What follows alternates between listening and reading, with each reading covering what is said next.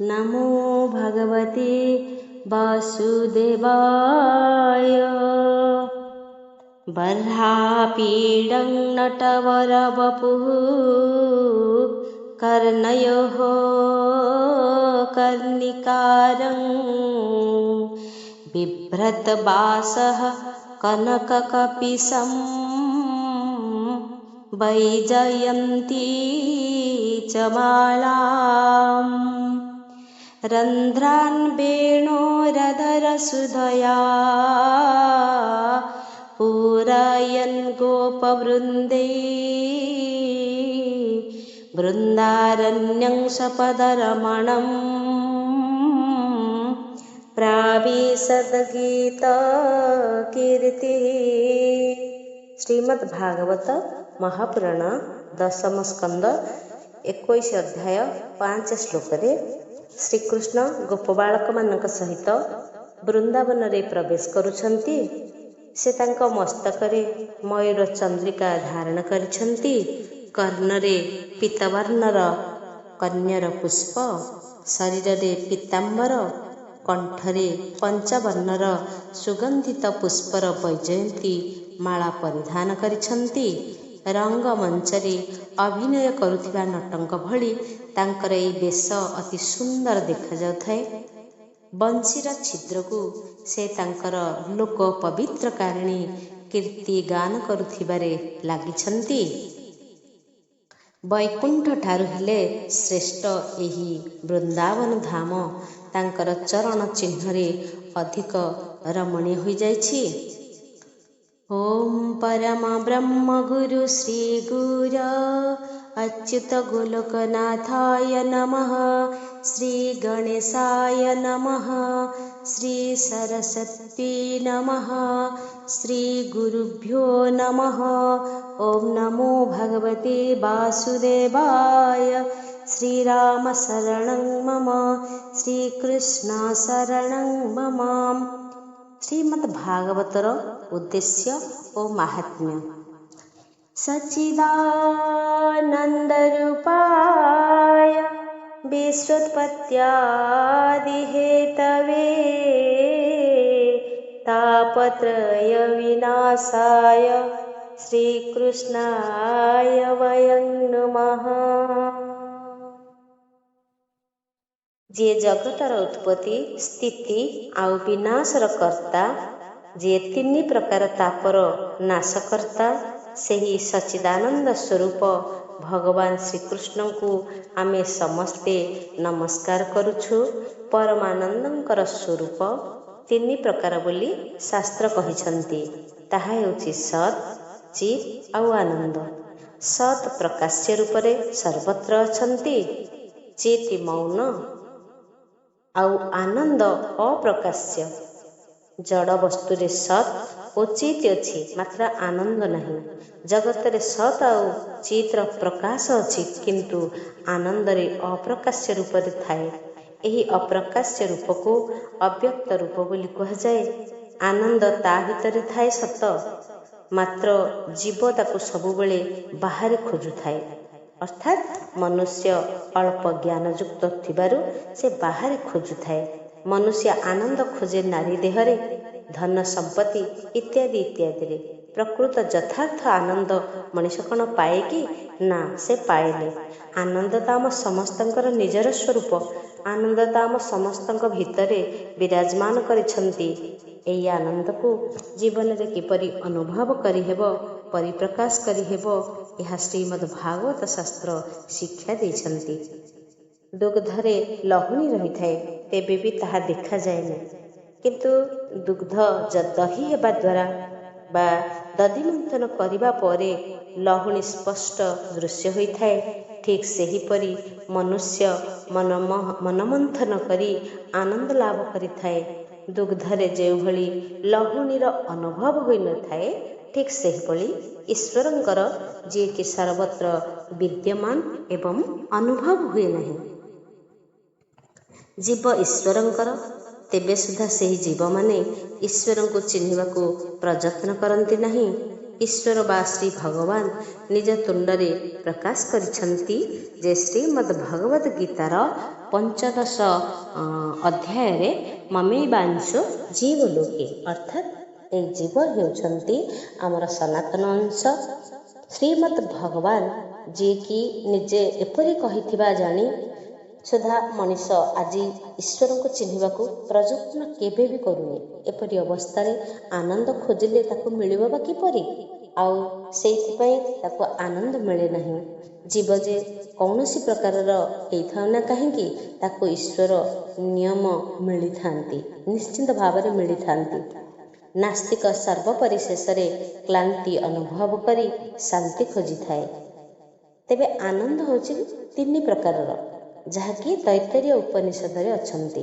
ଏହି 3 ପ୍ରକାର ଆନନ୍ଦ ମଧ୍ୟରୁ 2ଟି ହେଉଛି ମୁଖ୍ୟ ଏବଂ ଗୋଟିଏ ହେଉଛି ଗୌଣ, ଯାହାକି ସେଇ 2ଟି ହେଉଛନ୍ତି ସାଧନାଜୟ ଆନନ୍ଦ, ଦ୍ୱିତୀୟ ହେଉଛି ସ୍ୱୟଂ ସିଦ୍ଧ ଆନନ୍ଦ।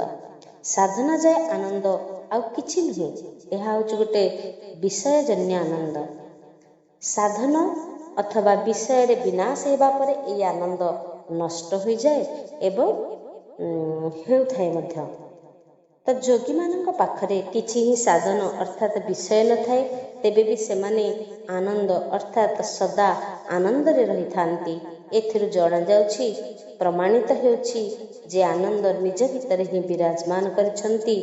ତା ନଥିଲେ ଧନ ଜନ ବା ନାରୀ ନଥାଇ ମଧ୍ୟ ଯୋଗୀମାନେ ଆନନ୍ଦ ପାଇପାରନ୍ତେ କିପରି? ସଚ୍ଚିତ୍ ଆନନ୍ଦ ଈଶ୍ୱରଙ୍କ ପାଖରେ କେବଳ ପରିପୂର୍ଣ୍ଣ ହୋଇ ରହିଛନ୍ତି। ପରମାତ୍ମା ପରିପୂର୍ଣ୍ଣ ସତ୍ ରୂପ, ପରିପୂର୍ଣ୍ଣ ଚିତ୍ ରୂପ, ପରିପୂର୍ଣ୍ଣ ଆନନ୍ଦ ରୂପ ଅଟନ୍ତି। ପରମାତ୍ମା ତେଣୁ ସଚ୍ଚିଦାନନ୍ଦ, ଆନନ୍ଦ କନ୍ଦ, ସେ ହେଉଛନ୍ତି ସମ୍ପୂର୍ଣ୍ଣ ଭାବରେ ସ୍ୱୟଂ ସିଦ୍ଧ। ଜଗତ ହେଉଛି ତାଙ୍କର ସୃଷ୍ଟି। ଭଗବାନ ଶ୍ରୀକୃଷ୍ଣ ହେଉଛନ୍ତି ପରିପୂର୍ଣ୍ଣ ଆନନ୍ଦର ସ୍ୱରୂପ। ଈଶ୍ୱର ବିହୀନ ସଂସାର ହେଉଛି ସମ୍ପୂର୍ଣ୍ଣ ଭାବରେ ଅପୂର୍ଣ୍ଣ। ଜୀବର ଚିଦ୍ ଅଂଶ ଅଛି, ତେବେ ସୁଦ୍ଧା ଏହା ପରିପୂର୍ଣ୍ଣ ନୁହେଁ। ମନୁଷ୍ୟଙ୍କ ପାଖକୁ ଜ୍ଞାନ ଆସେ, କିନ୍ତୁ ଏହି ଜ୍ଞାନ ଚିରସ୍ଥାୟୀ ହୋଇ ରହେନି। ଶ୍ରୀକୃଷ୍ଣ ହେଉଛନ୍ତି ପରିପୂର୍ଣ୍ଣ ଜ୍ଞାନୀ। ଶ୍ରୀକୃଷ୍ଣ 16,000 ସୁନ୍ଦରୀ ନାରୀମାନଙ୍କର ଗହଣରେ ଥାଇ ମଧ୍ୟ କଥାବାର୍ତ୍ତା କରୁଥିବା ସମୟରେ ତାଙ୍କ ପାଖରେ ସେହି ଜ୍ଞାନ ଅବିକଳ ରୂପରେ ରହିଥିଲା, ଯାହା ଦ୍ୱାରକା ଆଦି ନଷ୍ଟ ହୋଇଥିବା ସମୟରେ ବି ଥିଲା। ପ୍ରକୃତରେ କିନ୍ତୁ ଶ୍ରୀକୃଷ୍ଣଙ୍କର ଆନନ୍ଦ ନା ସୁନ୍ଦରୀଙ୍କ ପାଖରେ ଥିଲା ନା ଦ୍ୱାରିକାରେ। ସମସ୍ତଙ୍କର ବିନାଶ ସାଧିତ ହେଉଥିଲା, ହେଲେ ଶ୍ରୀକୃଷ୍ଣଙ୍କର ଆନନ୍ଦର ବିନାଶ କେବେ ବି ହେଉନଥିଲା। କାରଣ ଶ୍ରୀକୃଷ୍ଣ ତ ହେଉଛନ୍ତି ସ୍ୱୟଂ ଆନନ୍ଦର ଉତ୍ସ, ଆନନ୍ଦର ସ୍ୱରୂପ, ଆନନ୍ଦ କନ୍ଦ, ଘନଶ୍ୟାମ, ସଚ୍ଚିଦାନନ୍ଦ ସ୍ୱରୂପ। ସତ୍ ହେଉଛନ୍ତି ନିତ୍ୟ, ଚିତ୍ ହେଉଛନ୍ତି ଜ୍ଞାନ। ତେଣୁ ଚିତ୍ ଶକ୍ତିକୁ ଜ୍ଞାନ ଶକ୍ତି କୁହାଯାଏ। ମନୁଷ୍ୟ ନିଜ ସ୍ୱରୂପରେ ସ୍ଥିତ ରହେନି, ତେଣୁ ତାକୁ ଆନନ୍ଦ କେବେ ବି ମିଳେ ନାହିଁ। ମନୁଷ୍ୟ ଘର ବାହାରେ ଯେଉଁଭଳି ବିବେକ ଧାରଣ କରେ, ଘରେ ସେହିଭଳି ବିବେକ ବା ମନୋଭାବ ରଖେ ନାହିଁ। ଏକାନ୍ତରେ ମନୁଷ୍ୟ ସ୍ୱସ୍ୱରୂପରେ ସ୍ଥିତ ରହେନି। ହେଲେ ଈଶ୍ୱର ଉତ୍ପତ୍ତି, ସ୍ଥିତି, ସଂହାର କାଳରେ ନିଜ ସ୍ୱରୂପରେ କୌଣସି ପରିବର୍ତ୍ତନ କରନ୍ତି ନାହିଁ। ଭଗବାନ ସଂହାରକୁ ମଧ୍ୟ ନିଜ ଲୀଳା ରୂପେ ଭାବିଥାନ୍ତି। ଉତ୍ପତ୍ତି, ସ୍ଥିତି, ସଂହାର ଇଏ ସମସ୍ତ ହେଉଛି ଭଗବାନଙ୍କର ଏକ ଏକ ଲୀଳା। ପରମାତ୍ମା ଏହି 3ଟି ଯାକରେ ଆନନ୍ଦ ପାଉଥାନ୍ତି ଆଉ ନିଜ ସ୍ୱରୂପରେ ସ୍ଥିର ରହିଥାନ୍ତି। ତେବେ ସୁସ୍ଥିର ଜ୍ଞାନ ଯାହାର ଥାଏ, ସେ ହିଁ ପ୍ରକୃତରେ ଆନନ୍ଦ ପାଏ, ସେ ହିଁ ଆନନ୍ଦମୟ ଥାଏ। ଜୀବ ଯଦି ଆନନ୍ଦ ଚାହେଁ, ତେବେ ତାକୁ ସଚ୍ଚିଦାନନ୍ଦର ଆଶ୍ରୟ ନେବାକୁ ହୋଇଥାଏ। ଏହି ଜୀବନ ଯେ ପର୍ଯ୍ୟନ୍ତ ପରିପୂର୍ଣ୍ଣ ହୋଇନଥାଏ, ସେ ପର୍ଯ୍ୟନ୍ତ ତାକୁ ଶାନ୍ତି ମିଳେନି, ଆନନ୍ଦ ବି ମିଳେନି।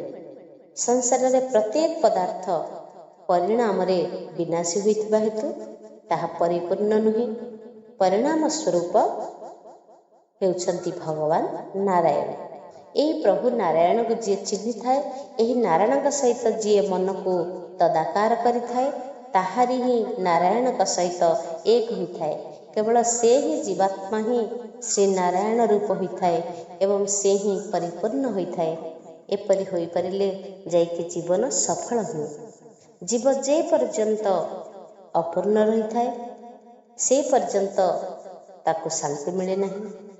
ଜୀବର ଯେତେବେଳେ ଈଶ୍ୱରଙ୍କ ସହିତ ମିଳନ ହୁଏ, ତାଙ୍କ ସହିତ ଅପରୋକ୍ଷ ସାକ୍ଷାତକାର ହୁଏ, ସେତେବେଳେ ଜୀବ ହିଁ ପରିପୂର୍ଣ୍ଣ ହୁଏ। ପରମାତ୍ମା ଶ୍ରୀକୃଷ୍ଣଙ୍କ ଦର୍ଶନ ପାଇବା ପାଇଁ ମନୁଷ୍ୟ ଅବତରଣ କରିଛି।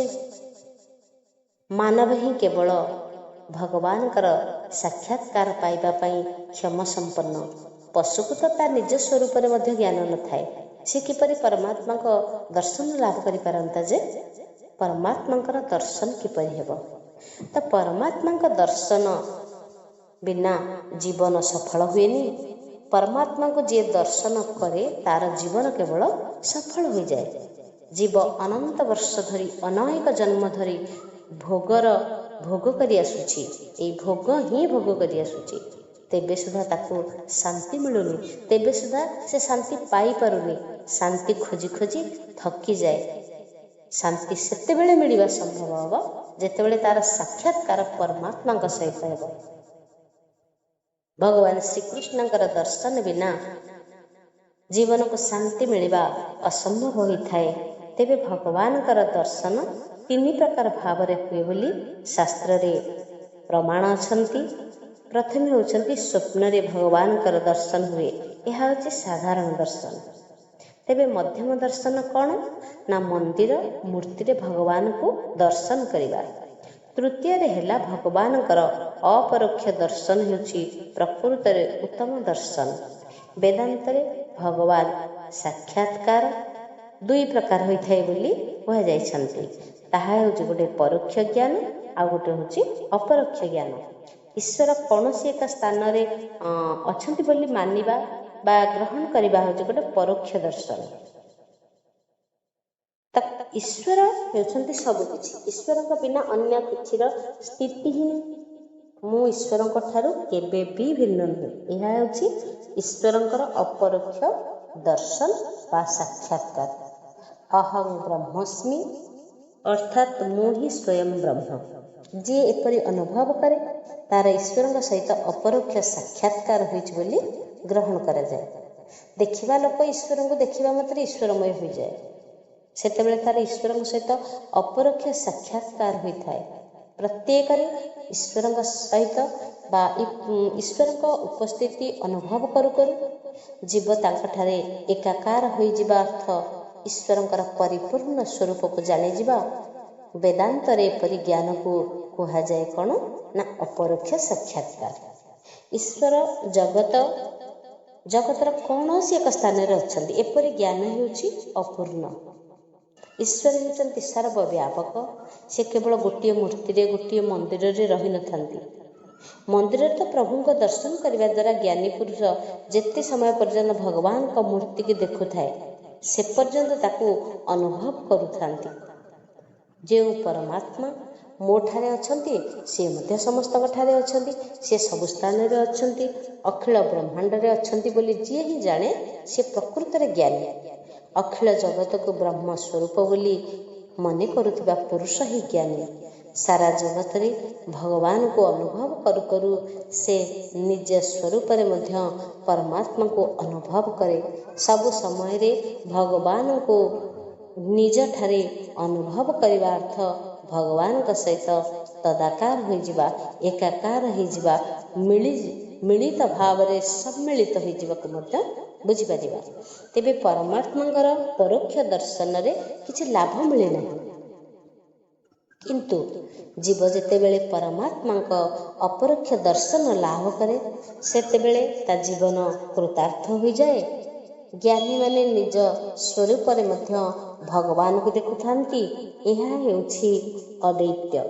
ଶ୍ରୀକୃଷ୍ଣ ଲୀଳା ଏଇଥିପାଇଁ କରିଥାନ୍ତି ଯେଉଁ ଜୀବକୁ ଗୋପୀମାନେ ଚିନ୍ତା କରି କରି ନିଜ ସ୍ୱରୂପରେ ପରମାତ୍ମାଙ୍କୁ ଅନୁଭବ କରିପାରିଥାନ୍ତି।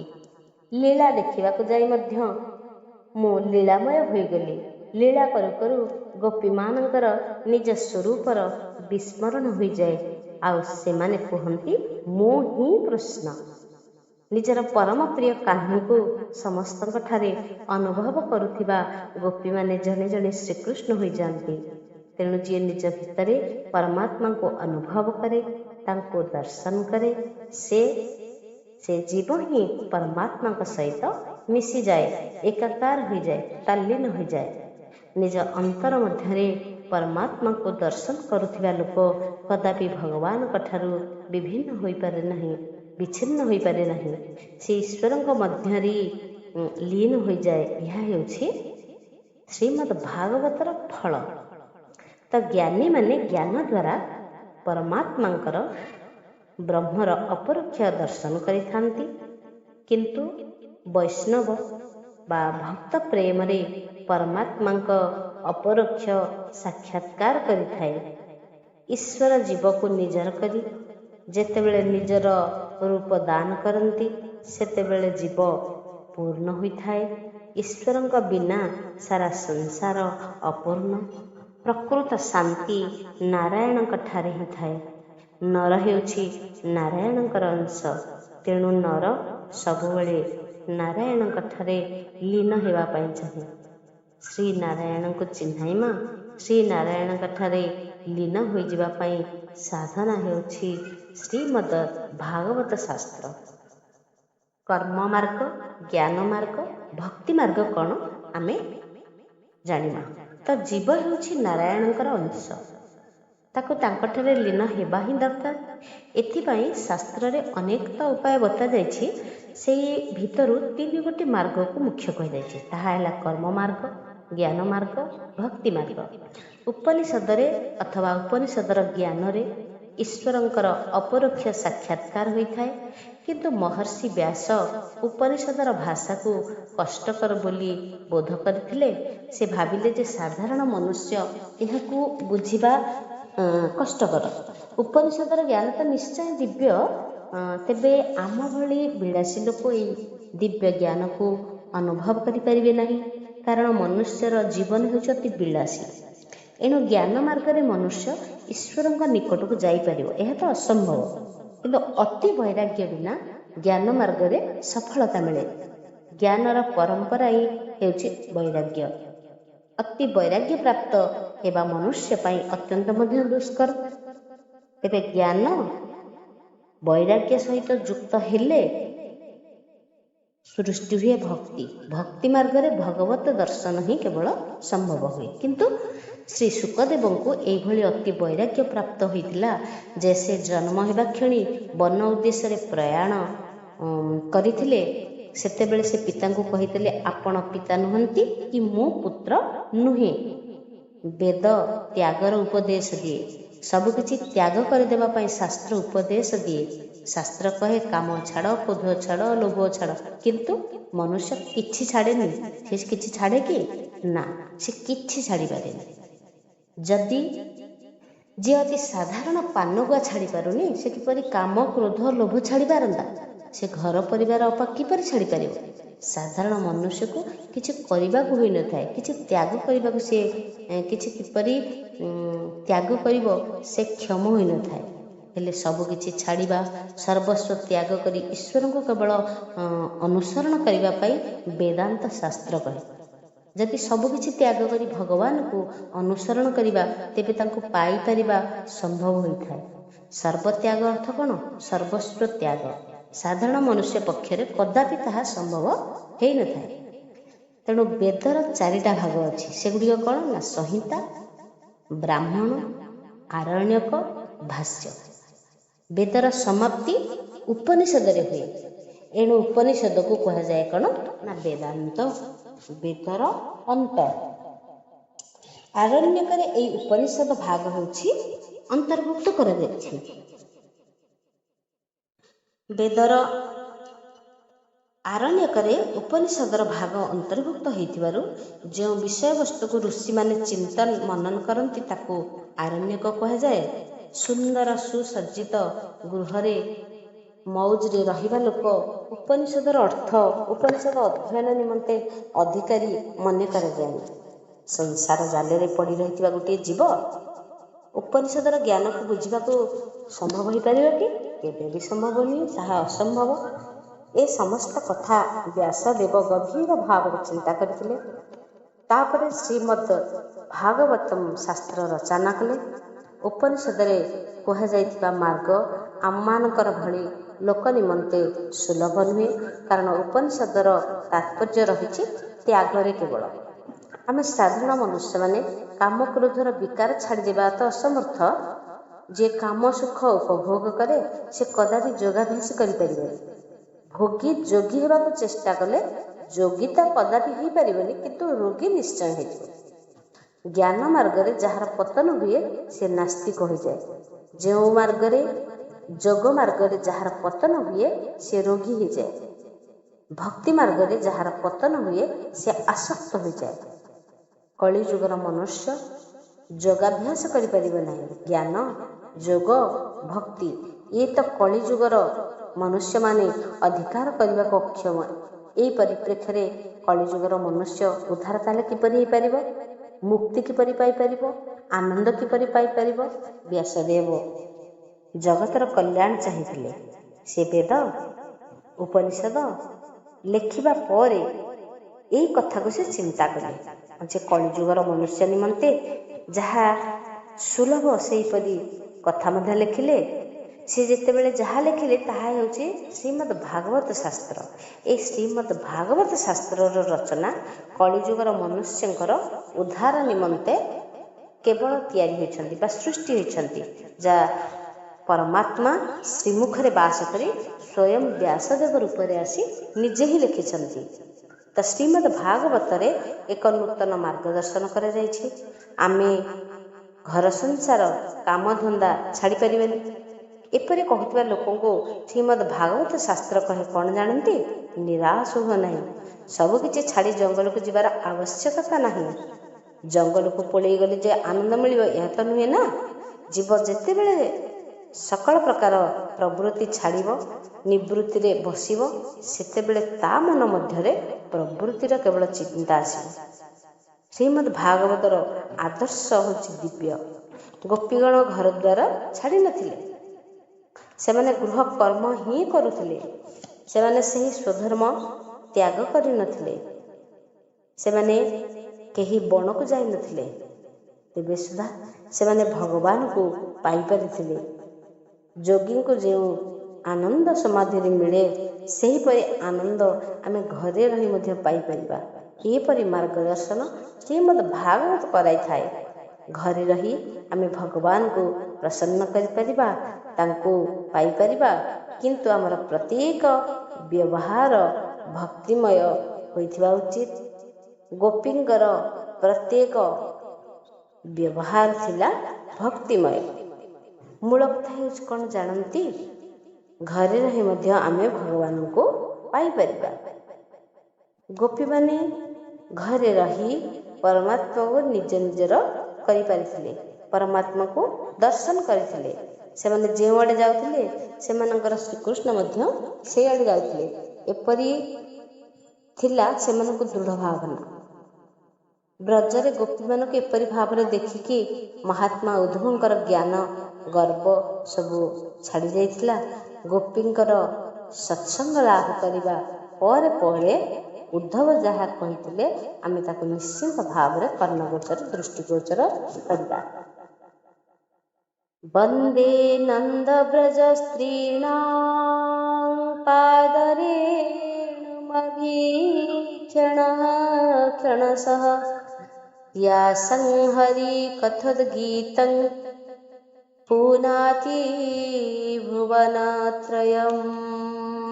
ଶ୍ରୀମଦ୍ ଭାଗବତ ମହାପୁରାଣ ଦଶମ ସ୍କନ୍ଦ 47 ଅଧ୍ୟାୟ 63 ଶ୍ଲୋକରେ ନନ୍ଦରାଜାଙ୍କ ବ୍ରଜରେ ବାସ କରୁଥିବା ଏହି ଗୋପୀଙ୍କର ଚରଣରେ ମୁଁ ବାରମ୍ବାର ପ୍ରଣାମ କରୁଛି। ଉଦ୍ଧବ ଏହିପରି କହିଥିଲେ। ସେମାନଙ୍କର ପଦରଜକୁ ମୁଁ ମସ୍ତକରେ ଧାରଣ କରୁଛି। ଆଉ ଏହି ଗୋପୀମାନେ ଭଗବାନଙ୍କର ଲୀଳା କଥାର ଯେଉଁ ଗୁଣଗାନ କରୁଛନ୍ତି ତାହା ତ ତ୍ରିଲୋକକୁ ପବିତ୍ର କରୁଛି। ଏହା ସବୁ ସମୟରେ ସର୍ବତ୍ର ପବିତ୍ରମୟ ନିଶ୍ଚୟ କରୁଥିବ। ଗୋପୀମାନେ ସବୁଥିରେ ଭଗବାନଙ୍କୁ ସ୍ୱରୂପକୁ ଦର୍ଶନ କରୁଥିଲେ। ସେମାନେ କୁହନ୍ତି ଯେ ଏହି ବୃକ୍ଷରେ, ଏହି ଲତାରେ, ଏହି ଫୁଲରେ ମୋତେ ମୋର ପ୍ରଭୁ ଅବଶ୍ୟ ଦୃଶ୍ୟ ହେଉଛନ୍ତି। ମୋ କୃଷ୍ଣ ତ ମୋତେ ଆଦୌ ଛାଡ଼ି ଯାଉନାହାନ୍ତି। ଏହିପରି ଗୋପୀମାନେ ନିଜ ନିଜ ଗୃହରେ ରହି ଶ୍ରୀମଦ୍ ଭଗବାନଙ୍କର ଦର୍ଶନ ଲାଭ କରୁଥିଲେ। ଶ୍ରୀମଦ୍ ଭାଗବତ କୁହନ୍ତି, ଘରେ ରୁହ, ଯେପରି ବ୍ୟବହାର କରୁଛ ସେପରି କର, ଭଗବାନଙ୍କୁ ବି ଭଲ ପାଅ। ଘରେ ରହିବା ତ ପାପ ନୁହେଁ, କିନ୍ତୁ ଘରକୁ ମନରେ ରଖିବା ହେଉଛି ବଡ଼ ପାପ। ସମସ୍ତେ ପ୍ରତ୍ୟେକ ସାଧୁ ହେବାର ଆବଶ୍ୟକତା କାହିଁ? ଆବଶ୍ୟକତା ହିଁ ନାହିଁ। ଯଦି ଆମେ ସମସ୍ତେ ସନ୍ନ୍ୟାସ ହୋଇଯିବା, ତେବେ ସାଧୁ ସନ୍ନ୍ୟାସୀଙ୍କର ସ୍ୱାଗତ କରିବ କିଏ? ସେମାନଙ୍କୁ ତ ସମ୍ମାନ କିଏ ଦେବେ? ଗୋପୀଙ୍କର ପ୍ରେମ ଲକ୍ଷଣା ଏଇ ଭକ୍ତି ଯାହାକି ଥିଲା ଦିବ୍ୟ। ସେମାନେ ଗୃହରେ ରହି ପ୍ରଭୁଙ୍କୁ ନିଶ୍ଚିନ୍ତ ଭାବରେ ପ୍ରାପ୍ତ କରିପାରିଥିଲେ। ତା ଶ୍ରୀକୃଷ୍ଣମୟ ହୋଇଯାଉଥିଲେ। ଏପରି ଶ୍ରୀକୃଷ୍ଣଙ୍କଠାରେ ଯାହାଙ୍କର ମନ ଲୟ ହୋଇ ରହିଥିବ, ସେ ତ ସ୍ୱତଃ ଶ୍ରୀକୃଷ୍ଣମୟ ହୋଇଯିବ। ଏପରି ଅଲୌକିକ ଭକ୍ତି ମାର୍ଗ ବିଷୟ ଭଗବାନ ବ୍ୟାସ ନାରାୟଣ ଶ୍ରୀମଦ୍ ଭାଗବତରେ ବର୍ଣ୍ଣନା କରିଛନ୍ତି ଏବଂ ବର୍ଣ୍ଣନା କରିବା ପରେ ଏହି ମାର୍ଗ ଅନୁସରଣ କରି ଆମେ ଭଗବାନଙ୍କର ସାକ୍ଷାତକାର ମଧ୍ୟ ପାଇପାରିବା। ଶ୍ରୀମଦ୍ ଭାଗବତ ଆମର ପ୍ରତ୍ୟେକ ବ୍ୟବହାରକୁ ଭକ୍ତିମୟ କରିଦିଏ। ଭାଗବତ ଆମର ବ୍ୟବହାର ପାରମାର୍ଥିକ ସମନ୍ୱୟ କରିଦିଏ। ଯୋଗୀମାନେ ସମାଧିରେ ରହି ଯେଭଳି ଆନନ୍ଦ ଲାଭ କରିଥାନ୍ତି, ସେପରି ଆନନ୍ଦ ଗୃହସ୍ଥ ଗୃହରେ ରହି ମଧ୍ୟ ପାଇଥାଏ। ଏହା ହିଁ ଭଗବାନଙ୍କର ବାଣୀ ବା ଏହା ହେଉଛି ଶ୍ରୀମଦ୍ ଭାଗବତ ରଚନା ହେବାର ପ୍ରଥା ଏବଂ ପରମ୍ପରା ଏବଂ ପ୍ରଳୟ। ସଂସାରର ବିଷୟ ଭୋଗ ପ୍ରତି ବୈରାଗ୍ୟ ଭାବ ଜନ୍ମ, ପ୍ରଭୁଙ୍କ ପ୍ରତି ପ୍ରେମ ଭାବ ଜାଗ୍ରତ ହେଉ। ଏହା ତ ହେଉଛି ଶ୍ରୀମଦ୍ ଭାଗବତ କଥା ଲୀଳାର ପ୍ରକୃତ ଉଦ୍ଦେଶ୍ୟ। ଭାଗବତର ଅର୍ଥ ଭଗବାନଙ୍କ ସହିତ ମିଶିବା, ମିଶାଇବାର ଗୋଟେ ସାଧନ। ସନ୍ଥଙ୍କୁ ଆଶ୍ରୟ କରୁଥିବା ଲୋକ ସନ୍ଥ ହୁଏ। ଭାଗବତକୁ ଆଶ୍ରୟ କରୁଥିବା ଲୋକ ନିଶ୍ଚିନ୍ତ ଭଗବାନ ହୋଇଥାନ୍ତି। ଭକ୍ତି କେବଳ ମନ୍ଦିରରେ ନୁହେଁ, ଯେଉଁଠି ବସିବ ସେଠି ତ ମଧ୍ୟ ହେଇପାରିବ। ଏଇଭଳି କୌଣସି ଦେଶରେ, କୌଣସି ସ୍ଥାନରେ, କୌଣସି କାଳରେ, କୌଣସି ସମୟରେ ଆବଶ୍ୟକତା ନାହିଁ। ଭକ୍ତି ତ 24 ଘଣ୍ଟା କରିହେବ। ଭକ୍ତିର ସମୟ, ଭୋଗର ସମୟ ଏପରି ଯିଏ ଭେଦଭାବ ରଖେ, ସେ କଦାପି ପ୍ରକୃତ ଭକ୍ତି କରିପାରେନି। ଭକ୍ତି ସତତ କରିବା ଉଚିତ, ନିରନ୍ତର ରଖିବା ଉଚିତ। ନିଜକୁ 24 ଘଣ୍ଟା ବ୍ରହ୍ମ ସମ୍ବନ୍ଧ କରି ରଖିବା ଉଚିତ। ସବୁ ସମୟରେ ଧ୍ୟାନ ରଖିବା ଉଚିତ। ସାବଧାନ ସହକାରେ ପ୍ରତ୍ୟେକ ସମୟରେ ମାର ସମ୍ପର୍କକୁ ଦୂରେଇ ରଖିବା ଉଚିତ। ଯେତେବେଳେ ବସୁଦେବ ଶ୍ରୀକୃଷ୍ଣଙ୍କୁ ନିଜ ମସ୍ତକ ଉପରେ ଧରି ରଖିଥିଲେ, ସେତେବେଳେ ତାଙ୍କର ବ୍ରହ୍ମ ସମ୍ବନ୍ଧ ହୋଇଥିଲା, ଯାହା ଫଳରେ ତାଙ୍କ ହାତ ଓ ପାଦର ବନ୍ଧନ ସ୍ୱତଃ ଛିଣ୍ଡି ଯାଇଥିଲା। କିନ୍ତୁ ଯୋଗୀମାନଙ୍କୁ ଯୋଗମାୟାଙ୍କୁ ନେଇ ଯେତେବେଳେ ବାହୁଡ଼ି ଆସିଲେ, ସେତେବେଳେ ପୁଣି ସେ ବନ୍ଧନରେ ପଡ଼ିଗଲେ। ମାନେ ବସୁଦେବଙ୍କର ବ୍ରହ୍ମ ସମ୍ବନ୍ଧ ତ ହୋଇଥିଲା, କିନ୍ତୁ ସେ ତାଙ୍କୁ ସ୍ଥାୟୀ କରି ରଖିପାରିଲେନି। ବ୍ରହ୍ମ ସମ୍ବନ୍ଧକୁ ଧରି ରଖିବା ଉଚିତ।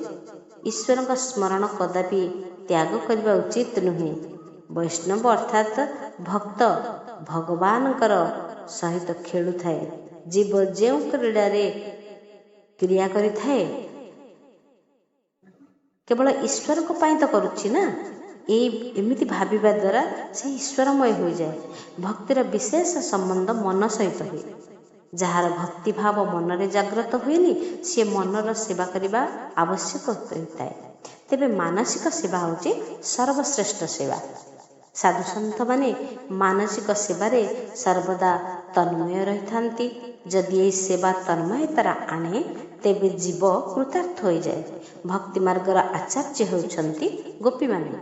ସେମାନଙ୍କୁ ଆଦର୍ଶକୁ ମନରେ ଚକ୍ଷୁ ସମ୍ମୁଖରେ ରଖିବା ଉଚିତ। ଜ୍ଞାନ ମାର୍ଗରେ, ଯୋଗ ମାର୍ଗରେ ଯେଉଁ ଈଶ୍ୱରଙ୍କର ଆନନ୍ଦ ଅନୁଭବ ହୁଏ, ସେହି ଆନନ୍ଦ ଏହି ଭକ୍ତି ଦ୍ୱାରା ସହଜରେ ବୋଧଗମ୍ୟ ହୋଇଯାଏ ଏବଂ ପ୍ରାପ୍ତ ହୋଇଯାଏ। ଜ୍ଞାନୀ ଯୋଗୀମାନେ ଯେପରି ବ୍ରହ୍ମାନନ୍ଦ ପାଉଥାନ୍ତି, ତାହା ଆମ ଭକ୍ତି ପାଇଁ, ଯାହାକି ସାଧାରଣ ଜୀବାତ୍ମା ମଧ୍ୟ ପାଇପାରିବ ସମ୍ଭବ ହୋଇଥାଏ। ସହଜରେ ଆନନ୍ଦ ପାଇବାର ଉପାୟ ଶ୍ରୀମଦ୍ ଭାଗବତରେ ବର୍ଣ୍ଣନା କରାଯାଇଛି। ଶ୍ରୀମଦ୍ ଭାଗବତରେ ଭଗବାନଙ୍କର ପ୍ରକୃତ ସ୍ୱରୂପ କ'ଣ? ତେବେ ଭଗବାନ କିପରି ଆମେ ନିଶ୍ଚିନ୍ତ ଭାବରେ ଜାଣିବା।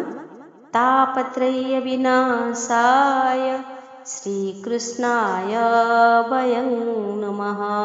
ଭଗବାନଙ୍କର ସ୍ୱରୂପ ବର୍ଣ୍ଣନା କରିବାକୁ ଯାଇ ଲେଖା ହୋଇଛନ୍ତି ଯେ ତାପତ୍ରୟ ବିନାଶାୟ, ଦୁଃଖ ହେଉଛି ମନର ଧର୍ମ, କିନ୍ତୁ ଆତ୍ମାର ତ ନୁହେଁ ନା।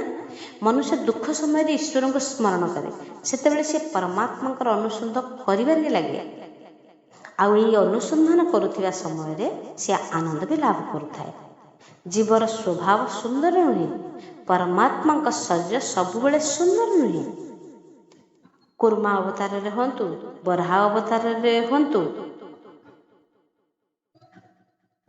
ଶରୀର ଦେଖିବାକୁ ସୁନ୍ଦର ନଥିଲା, ହେଲେ ପରମାତ୍ମାଙ୍କର ସ୍ୱଭାବ ହେଉଛି ସୁନ୍ଦର, ଅତି ସୁନ୍ଦର, ଦିବ୍ୟାତି ଦିବ୍ୟ। ଅନ୍ୟଙ୍କର ଦୁଃଖ ଦୂର କରିବା ହେଉଛି ତାଙ୍କର ସହଜାତ ସ୍ୱଭାବ।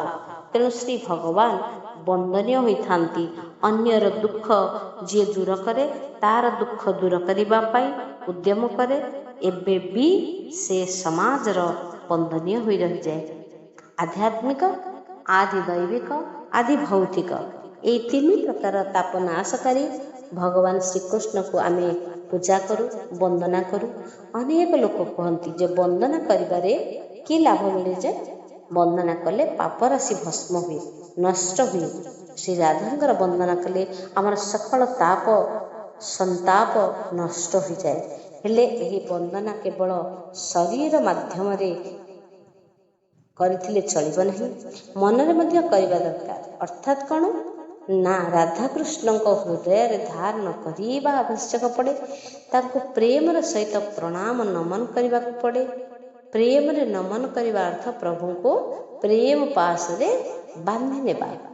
ଦୁଃଖରେ ଯିଏ ସାଙ୍ଗୀ ହୋଇଥାଏ ସେ ହିଁ ଭଗବାନ ବା ଈଶ୍ୱର, ଆଉ ସୁଖରେ ଯିଏ ସାଥୀ ହୁଏ ସେ ହେଉଛି ଜୀବ। ଈଶ୍ୱର ସର୍ବଥା ଦୁଃଖ ଦୁଃଖ ଦୁଃଖ ହେଇଥାନ୍ତି। ଈଶ୍ୱର ସର୍ବଦା ଦୁଃଖ ସମୟରେ ସଙ୍ଗୀ ହୋଇଥାନ୍ତି। ତେଣୁ ଈଶ୍ୱର ତ ବନ୍ଦନୀୟ। ଆଜି ପର୍ଯ୍ୟନ୍ତ ଈଶ୍ୱର ଯେତେବେଳେ ଜୀବଙ୍କୁ ସହାୟକ ହେଉଛନ୍ତି, ଦେଇଛନ୍ତି, ସେ ସମସ୍ତ ଦୁଃଖ ସମୟରେ ହିଁ ଦେଇଛନ୍ତି। ପାଣ୍ଡବମାନେ ଯେ ପର୍ଯ୍ୟନ୍ତ ଦୁଃଖରେ ଥିଲେ ସେ ପର୍ଯ୍ୟନ୍ତ ଶ୍ରୀକୃଷ୍ଣ ସେମାନଙ୍କର ସହାୟତା କଲେ। କିନ୍ତୁ ଯେତେବେଳେ ପାଣ୍ଡବମାନେ ସିଂହାସନ ଆରୂଢ଼ ହେଲେ, ଶ୍ରୀକୃଷ୍ଣ ସେମାନଙ୍କ ଠାରୁ ଦୂରେଇ ଗଲେ। ଈଶ୍ୱର ଯାହାଙ୍କୁ ବି ସାକ୍ଷାତ ଦେଉଛନ୍ତି ନା, କେବଳ ଦୁଃଖରେ ଅଥବା ଦୁଃସମୟରେ ହିଁ ଦେଇଥାନ୍ତି। ଶ୍ରୀକୃଷ୍ଣ ସେମାନଙ୍କ ଠାରୁ ଦୂରେଇ ଯାଆନ୍ତି। କିନ୍ତୁ ପାଣ୍ଡବମାନେ ସିଂହାସନ ରୂଢ଼ ହେବା ପରେ ଶ୍ରୀକୃଷ୍ଣ ସେଠୁ ଦୂରେଇ ଗଲେ। ସାକ୍ଷାତକାର କରିବା ହେଉଛି ଦୁଃଖରେ ହେଉ ବା ଦୁଃଖ ସମୟରେ ବି ଦେଇଥାନ୍ତି। କ୍ରୋଞ୍ଚ ମୈଥୁନ ସମୟରେ କ୍ରୋଞ୍ଚର ମୃତ୍ୟୁରେ ବାଲ୍ମୀକି ଅତିଶୟ ଦୁଃଖିତ ହୋଇ ବ୍ରହ୍ମାଙ୍କର ଆଶୀର୍ବାଦ ପାଇଥିଲେ, ଆଉ ସଂସାରର ଶ୍ରେଷ୍ଠ ଗ୍ରନ୍ଥ ଲେଖିଲେ। ଜଗତ କଲ୍ୟାଣର ପନ୍ଥା ଅନୁସରଣ କରୁ କରୁ ଅତିଶୟ ନିରାଶ ହୋଇ ପଡ଼ିଥିବା ସମୟରେ ବ୍ୟାସଦେବ ନାରଦଙ୍କ ଦର୍ଶନ ପାଇଲେ, ଆଉ ଭାଗବତ ଲେଖିଲେ ମଧ୍ୟ। ନିର୍ଯାତିତ ଆଉ ଦୁଃଖ କଷ୍ଟରେ ଅତିଶୟ ବିମର୍ଷ ହୋଇଥିବା ସମୟରେ ସୁଗ୍ରୀବଙ୍କ ସହିତ ଶ୍ରୀରାମଙ୍କର ମିଳନ ହୋଇଥିଲା। ଜୀବ ସହିତ ପ୍ରଭୁ ଶ୍ରୀରାମଙ୍କର ମିଳନ ହୋଇଥିଲା। ତୁଳସୀଦାସ ତାଙ୍କ ସ୍ତ୍ରୀଙ୍କ ଦ୍ୱାରା ଅତି କଠୋର ଭାବରେ ଭର୍ଷିତ ହୋଇଥିଲେ। ତାଙ୍କ ମନରେ ଗଭୀର ଦୁଃଖ ଜାତ ହେଲା। ସେ ରାମ ପ୍ରେମୀ ହୋଇଗଲେ। ବଳରାମ ଦାସଙ୍କୁ ଶ୍ରୀ ଜଗନ୍ନାଥଙ୍କର ନନ୍ଦିଘୋଷ ରଥରୁ ତଳକୁ ଠେଲି ଦିଆଯାଇଥିଲା। ଅପମାନିତ ବଳରାମ ଦୁଃଖରେ ବିହ୍ୱଳ ହେବା ପରେ ଶ୍ରୀ ଜଗନ୍ନାଥ ମହାପ୍ରଭୁଙ୍କର ସାନ୍ନିଧ୍ୟ ପାଇଥିଲେ। ତେବେ ଆମେ ଏଇ ଜିନିଷକୁ ଯେତେବେଳେ ଅନୁଭବ କରିବା, ସେତେବେଳେ ଭଗବାନ ଆମକୁ ନିଶ୍ଚିନ୍ତ ଭାବରେ ମିଳିଯାଇପାରିବେ, ସାକ୍ଷାତ ହୋଇପାରିବେ। ତେବେ ପ୍ରଭୁଙ୍କର ବନ୍ଦନା ଆମେ କରିବା କିପରି? ସୁଖର ସାଥୀ ଜୀବ, ଆଉ ଦୁଃଖର ସାଥୀ କିଏ? ନା ସ୍ୱୟଂ ଈଶ୍ୱର। ଏ କଥା ସତତ ମନରେ ଧାରଣ କରି ରଖିବା ଉଚିତ।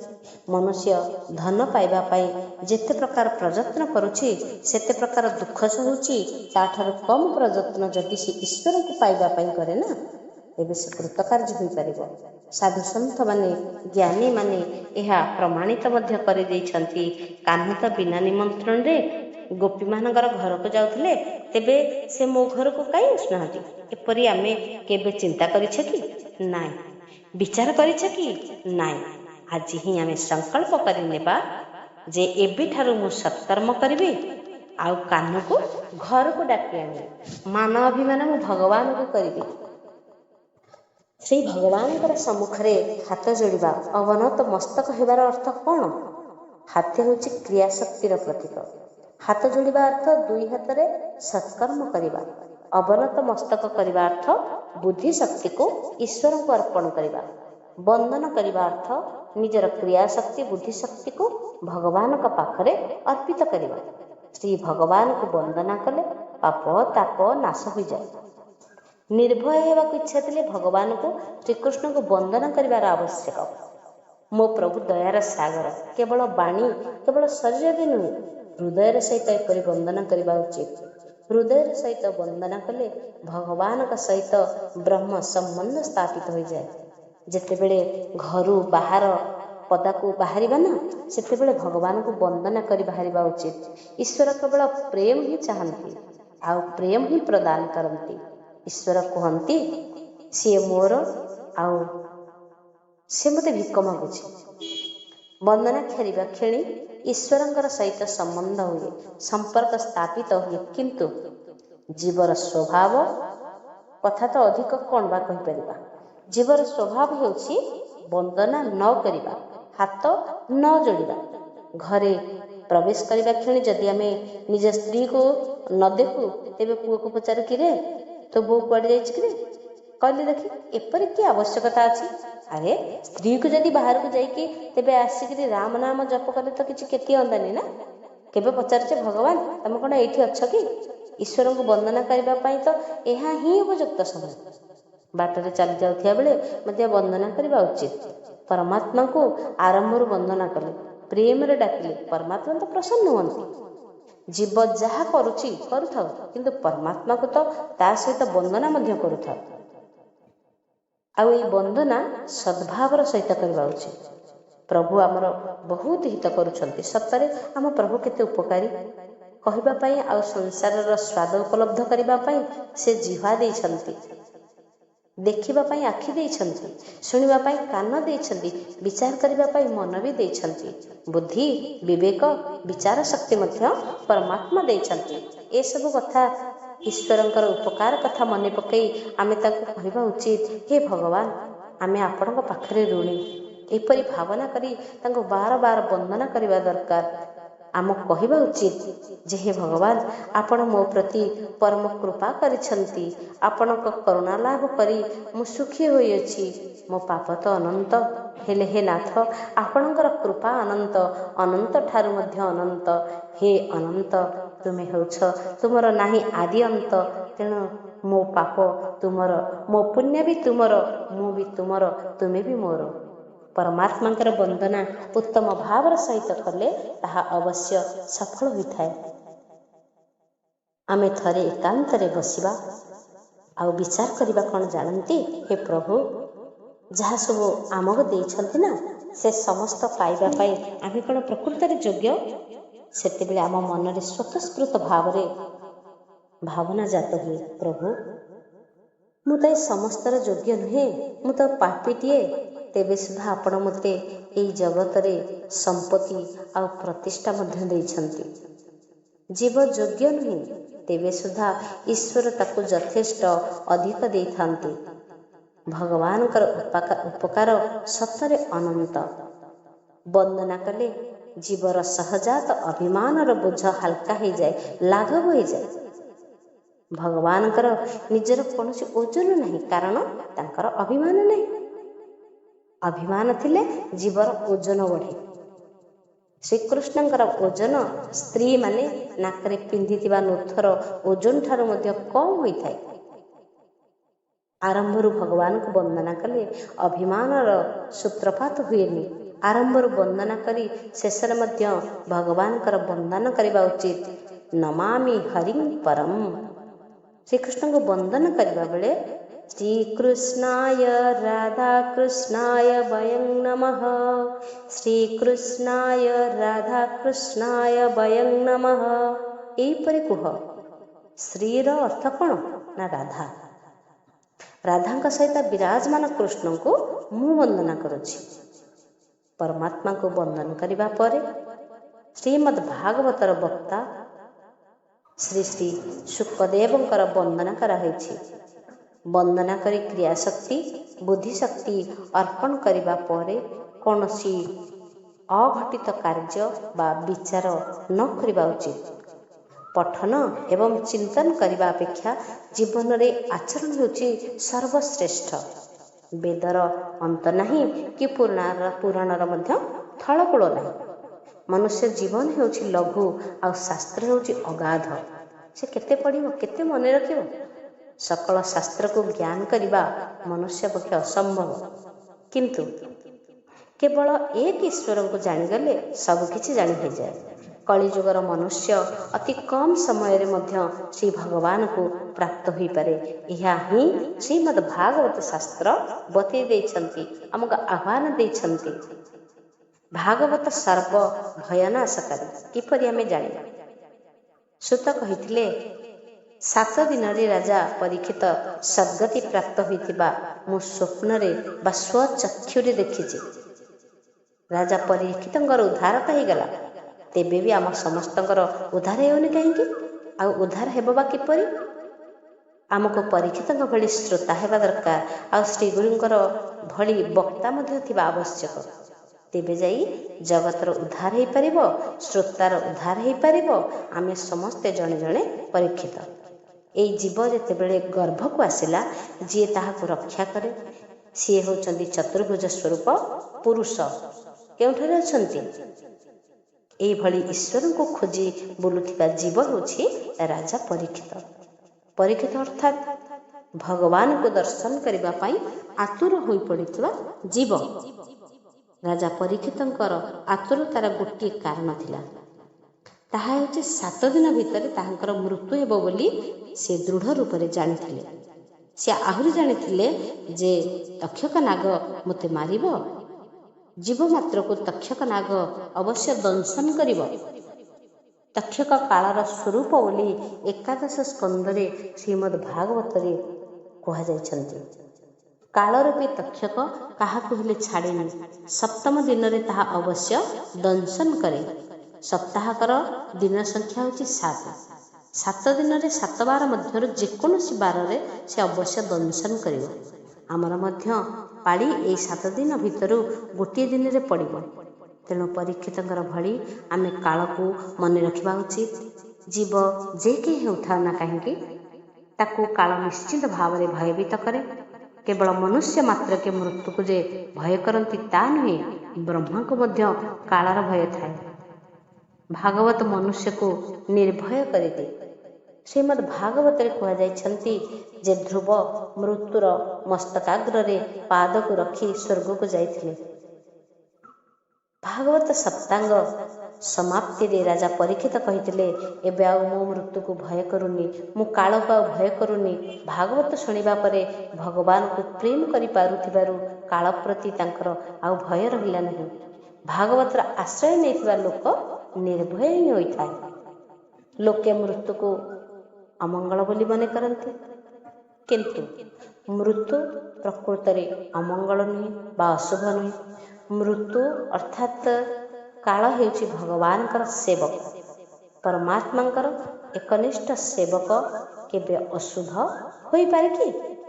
ଈଶ୍ୱର ଯେତେବେଳେ ଜାଣିବାକୁ ପାଆନ୍ତି ଯେ ତାଙ୍କ ସନ୍ତାନ ଯୋଗ୍ୟର ହୋଇଯାଇଛି, ତାଙ୍କ ଦର୍ଶନ ପାଇବା ପାଇଁ ଉପଯୁକ୍ତ ହୋଇଯାଇଛି, ସେତେବେଳେ ଜୀବକୁ ଧରି ଆଣିବା ପାଇଁ ସେ ମୃତ୍ୟୁକୁ ଆଦେଶ ଦିଅନ୍ତି।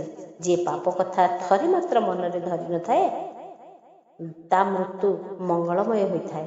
ଜୀବନରେ ମନୁଷ୍ୟ ମୃତ୍ୟୁକୁ ଭୟ କରିବା ଉଚିତ ନୁହେଁ। ମୃତ୍ୟୁକୁ ଭୟ କଲେ କ'ଣ ହୁଏ ଜାଣନ୍ତି? ଜୀବନ ଖରାପ ହେଇଯାଏ, ମୃତ୍ୟୁ ମଧ୍ୟ ଖରାପ ହେଇଯାଏ।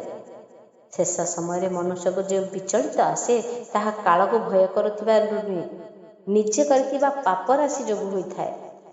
ପାପ କରୁଥିବା ସମୟରେ ସେ ଭୟଭୀତ ହୋଇଥାଏ। ବ୍ୟବହାରରେ ଜଣେ ଅନ୍ୟ ଜଣଙ୍କୁ ଭୟ କରେ। ଗୁମାସ୍ତା ମାଲିକକୁ ଭୟ କରେ, ନୌକର ଖାମିଦଙ୍କୁ ଭୟ କରେ, ଇତ୍ୟାଦି ଇତ୍ୟାଦି ଆମେ ଜାଣିଛେ। କିନ୍ତୁ ମନୁଷ୍ୟ ଦିନେ ବୋଲି ଭଗବାନଙ୍କୁ ଭୟ କରେନି। ସେଇଥିପାଇଁ ତ ସେ ସବୁବେଳେ ଦୁଃଖୀ ହୋଇ ରହିଥାଏ। ଶ୍ରୀମଦ୍ ଭାଗବତ ମନୁଷ୍ୟକୁ ନିର୍ଭୟ କରେ। ଶ୍ରୀ ଭାଗବତର ଆଶ୍ରୟ ଗ୍ରହଣ କଲେ ନିର୍ଭୟତା ପ୍ରାପ୍ତ ହୋଇଥାଏ। ମୁଁ ମୋ ପରମାତ୍ମା ଶ୍ରୀକୃଷ୍ଣଙ୍କର ଅଂଶବିଶେଷ, ମୁଁ ହେଉଛି ଭଗବାନଙ୍କର। କିଛି ପଇସା ହାତରୁ ଆସିଗଲେ ମଣିଷର ଟିକେ ସାହସ ଆସିଯାଏ। ଯେତେବେଳେ ଆମେ ସ୍ୱୟଂ ପରମାତ୍ମାଙ୍କୁ ସାଙ୍ଗରେ ଧରିକି ବୁଲିବା, ସେତେବେଳେ ତ ଅତି ନିର୍ଭୟ ହୋଇଯିବା ସ୍ୱାଭାବିକ କଥା। ଏଥିରେ କ'ଣ ଆଶ୍ଚର୍ଯ୍ୟ ହେବାର ଅଛି? କିଛି ନାହିଁ। ଭୟ ବିନା ପ୍ରଭୁଙ୍କ ସହିତ ପ୍ରୀତି ସମ୍ପର୍କ ହୁଏ ନାହିଁ। କାଳକୁ ଭୟ କରିବା ଉଚିତ।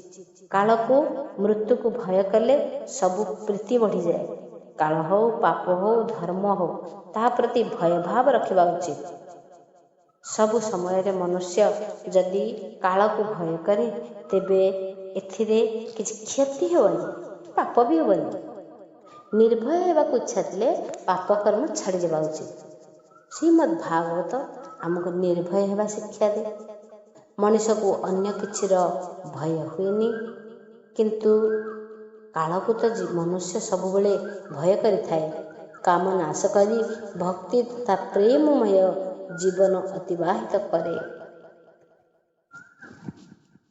ଯିଏ ଶିଖିଥାଏ ସିଏ କାଳ ଉପରେ ମଧ୍ୟ ବିଜୟ ଲାଭ କରେ। କାଳଜୟୀର ସାମାନ୍ୟ ମାତ୍ର କ୍ଷତି କାଳ କରିପାରେନି। କାମ ଆଉ କାଳର ଜୀବନରୁ ମୁକ୍ତି ପାଇବାକୁ ଇଚ୍ଛା ଥିଲେ ପରମାତ୍ମାଙ୍କ ସହିତ ଅତିଶୟ ପ୍ରେମ କରିବାକୁ ହୋଇଥାଏ। ଈଶ୍ୱରକୁ ପ୍ରେମ ନ କଲେ କାମ, କ୍ରୋଧ ଆଦି ବିକାର ଯାଏ। କେମିତି ନା, କାଳ ହେଉଛି ତକ୍ଷକ ନାଗର ସ୍ୱରୂପ। କାଳ ଆଉ ତକ୍ଷକ କାହାକୁ ଖୋଜେ, ହେଲେ ଛାଡ଼ନ୍ତି ନାହିଁ। ତାହାକୁ ଖୋଜନ୍ତି, ହେଲେ ଛାଡ଼ନ୍ତିନି। କାଳ ଆଉ ତକ୍ଷକ କାହାକୁ ହେଲେ ଦୟା ଦେଖାନ୍ତି ନାହିଁ। ଏଣୁ ଏଇ ଜନ୍ମରେ ହିଁ ଜୀବ ଉପରେ ବିଜୟ ଲାଭ କରିବା ଉଚିତ। ଜୀବ ଜନ୍ମ ହେବା କ୍ଷଣି ମୃତ୍ୟୁକାଳ ଆଉ ମୃତ୍ୟୁ କାରଣ ନିରୂପିତ ହେବାରୁ ନିଶ୍ଚିତ ଭାବରେ କରାହେବ। ଯେଉଁଦିନ ଆମେ ଜନ୍ମ ହେଲେ ସେଇଦିନ ନିର୍ଦ୍ଧାରିତ ହୋଇଗଲା ଆମେ ଯେ କେଉଁଦିନ ମୃତ୍ୟୁର ଶିକାର ହେବା। ମନୁଷ୍ୟ ପାପ ଯେତେ ସାବଧାନ ସହକାରେ କରେ, ପୁଣ୍ୟ ସେତେ ସାବଧାନ ସହିତ କରେନି। ପାପ ଯଦି ପ୍ରକାଶିତ କରିପାରେ, ତେବେ ଜଗତରେ ଅପ୍ରତିଷ୍ଠିତ ହୋଇଯିବାର, ନିନ୍ଦିତ ହେବାର ଗୋଟେ ଆଶଙ୍କା ଥିବାରୁ ସେ ପାପ କରିଲା ବେଳେ ମନୁଷ୍ୟ ଖୁବ ସାବଧାନ ହେଇକି ପାପ କରେ। ଏକାନ୍ତତା, ଏକାଗ୍ରତା ପ୍ରତି ଦୃଷ୍ଟି ରଖେ। ଆଉ ଏଇଥି ଯୋଗୁଁ ହିଁ ଅନ୍ତ ସମୟରେ ପାପକର୍ମ କଥା ତା ମନକୁ ଘାରେ। ସେତେବେଳେ ମନୁଷ୍ୟ କରିଥିବା ପାପ ପ୍ରତ୍ୟକ୍ଷରେ ତାକୁ ଦୃଶ୍ୟ ହୁଏ। ସେ ଯେତେବେଳେ ଭାବେ ଯେ ମୃତ୍ୟୁ ପାଇଁ ଆଦୌ ସାମାନ୍ୟ ମାତ୍ର ପ୍ରସ୍ତୁତି କରିନି, ଏବେ ମୋର କ'ଣ ହେବ? ମନୁଷ୍ୟ ସବୁ କାମ ପାଇଁ ପ୍ରସ୍ତୁତ ଥାଏ, ପୂର୍ବ ପ୍ରସ୍ତୁତି କରିଥାଏ, କିନ୍ତୁ ମରଣ ନିମନ୍ତେ ପ୍ରସ୍ତୁତ ରହେ।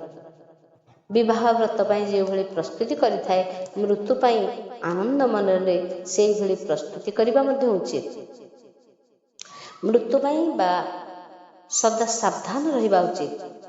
ମୃତ୍ୟୁ ହେଉଛି ଜଗତରେ ବ୍ୟତୀତ କରିଥିବା ଦିନଗୁଡ଼ିକର ହିସାବ ପରମାତ୍ମାଙ୍କୁ ଦେବାର ପବିତ୍ର ମୁହୂର୍ତ୍ତ। ଭଗବାନ ପଚାରିବେ, ମୁଁ ତୋତେ ଆଖି ଦେଇଥିଲି, ତୁ ସେଥିରେ କ'ଣ କଲୁ?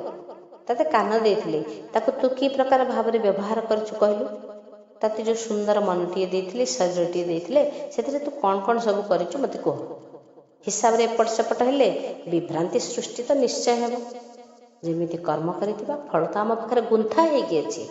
ଆମକୁ ଇନକମ୍ ଟ୍ୟାକ୍ସ ବାଲା ହିସାବ ମାଗିଲେ ଆମ ମନ ସ୍ୱତଃସ୍ଫୁର୍ତ୍ତ ବିଚଳିତ ହୋଇଯାଏ। ଆମେ ସେତେବେଳେ ପ୍ରଭୁଙ୍କୁ ବିକଳରେ ପ୍ରାର୍ଥନା କରି କହୁଛେ, ହେ ପ୍ରଭୁ, ମୁଁ ତ ଅଲଗା ଅଲଗା ଖାତା କରିଛି, ଏବେ ଆପଣ ହିଁ ଆମର ରକ୍ଷାକର୍ତ୍ତା। ଗୋଟିଏ ମାତ୍ର ବର୍ଷର ହିସାବ ଦେବା ବେଳକୁ ଆମେ ଏତେ ବିଚଳିତ ହୋଇଯାଉଛେ। ସାରା ଜୀବନର ହିସାବ ଦେଲା ବେଲା କେତେ ବିଚଳିତ ହେବାକୁ ପଡ଼ିବ ଭାବିଲେ ଆମେ କଳ୍ପନା କରିପାରିବା ତ? କଳ୍ପନା କରିପାରିବାନି। ଆମକୁ କିନ୍ତୁ ମନେ ରଖିବାକୁ ହେବ, ପ୍ରଭୁ ଆମକୁ ଯାହା ଯାହା ଦେଇଛନ୍ତି ସେ ସମସ୍ତର ଗୋଟି ଗୋଟି ହିସାବ ରଖିବାକୁ ହେବ। ମୃତ୍ୟୁକୁ ଉଜ୍ଜଳ କରିବାକୁ ଇଚ୍ଛା ଥିଲେ ନା, ଜୀବନର ପ୍ରତିଟି ମୁହୂର୍ତ୍ତକୁ ତେଜଯୁକ୍ତ କରିବାକୁ ପଡ଼ିବ। ଚକ୍ଷୁର ସତ୍ ଉପଯୋଗ କରିବାକୁ ହେବ, ଧନର ସତ୍ ଉପଯୋଗ କରିବାକୁ ହେବ, ବାଣୀର ସଦୁପଯୋଗ କରିବାକୁ ହେବ। एपरि प्रतिटी मुहूर्त कले मृत्यु उज्ज्वल हेब। प्रति क्षण जे ईश्वर को स्मरण करुए तार मृत्यु अति सरल होता है। श्रीमद् भागवत पाठ मृत्यु को सरल करिଥାଏ। प्रतिदिन श्मशान को जीवार आवश्यकता नहीं, किंतु श्मशान विषय प्रतिदिन मन मध्य धारणा रखा उचित। ये जो शरीर को मन को नहीं केते गर्व करुचे, मान प्रतिष्ठा को नहीं जो गर्व करुचे, ये श्मशान भूमि रे सब पोड़ी जली पाउस हो। तेणु प्रति मुहूर्त श्मशान विषय चिंतन कले वैराग्य आपे आपे आसी। जय जगन्नाथ।